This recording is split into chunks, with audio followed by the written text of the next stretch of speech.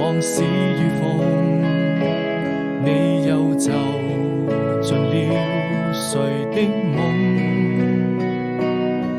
在哪裏才是你心的歸處？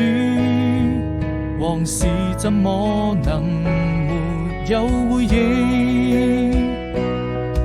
當碰見的雨落，回憶着你的笑容，不管是什麼言語都不能形容。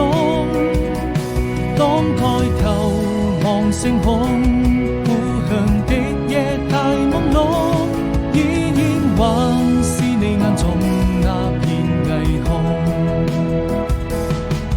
用多少個四季等到來年的春意，陪你聽風聽雨，落了幾聲嘆息，看多少場風景，是誰牽動着真心？